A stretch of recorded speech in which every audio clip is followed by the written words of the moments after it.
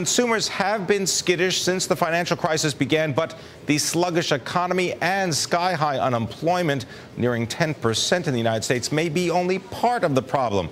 My next guest says that retailers may also be boring shoppers to death. Here to explain all this is Bloomberg Businessweek editor Diane Brady. The new copy of the magazine coming out, I guess, tomorrow morning. Tomorrow morning. It's being put to bed right now. Yes. So, Diane, what did you find out about the world of retail? It's not just shoppers that don't have money. It's the stores are boring people? Well, I think there's a disconnect going on. And let's start with the stores. First of all, there's no really exciting products that are wowing people this year. Unless Apple suddenly comes out with something new, it's a lot of going to be replacement. But the same disconnect you see in the economy right now, which is the people who are making more than $70,000 tend to be doing very well. People under that are not doing so well. You're seeing it also in the retail market. Bloomingdale's, for example, has said that they're going to do very well this holiday season.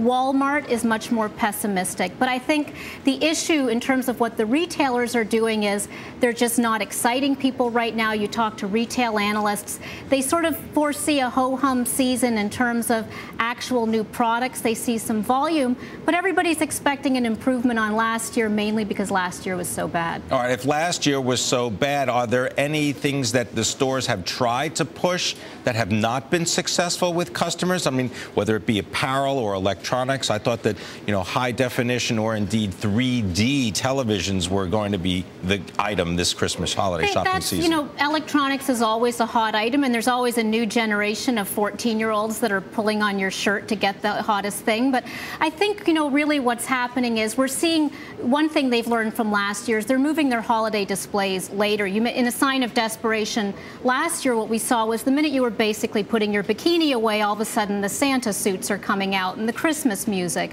So we're not seeing that. If you notice, most of the stores do not have their Christmas displays on, and that's partly because people tend to buy closer to Christmas. 20% of the year's sales are in those last 2 months, and more people tend to buy in December now. So they're understanding that getting people in the Christmas mood in September is not necessarily good for sales. Now, I know that you were spending some time in the Chicago O'Hare Airport. Yeah. You were stranded by the weather this week. What is the mood out there? Mood, yes. What is the mood out there when you see people, when you see them going into stores, or you see the relationships that exist in the retail world? I think that it is, again, very much emblematic of a growing divide in the economy. You're actually seeing families that make $50,000 or less are shopping at dollar stores. It used to be much lower. Bankers' bonuses are back. People who are employed tend to be doing very well. We may get the tax hit next year. Those people tend to be spending more, but they're spending more online, in fact. And they're not doing it just because they're lazy. They're not doing it because they can't be bothered. They get a wider selection, and that's also a reason you don't feel the same pressure to buy, because if the pants run out at Gap across the street, you can just go online and buy it. So I think what's happening is the optimism is something that you'll see more in the department stores, in the luxury stores. That's where you're probably more likely to see crowds reaching for their wallets, I think, than a place like Walmart this year. Are customers also looking for the big promotions? I mean, we have to go back now 2 years to find the 70, 80% off sales. Is that something that has stuck in consumers' minds and they keep waiting for those sales, and that's what's holding them back? I think we do have a discount mentality right now, but that's one reason why you go to the dollar stores. I think the fact that Walmart is not that optimistic, you heard CEO Mike Duke say that it's very much related to unemployment. There's only so much you can discount, and at a certain point, there's only so much people will buy. You have to excite them and delight them, but still, spending is going to go up, and the average I think ticket for Christmas is going to be around $689. So people are still spending a fair bit of cash. That could be one iPad and trinkets for everybody else.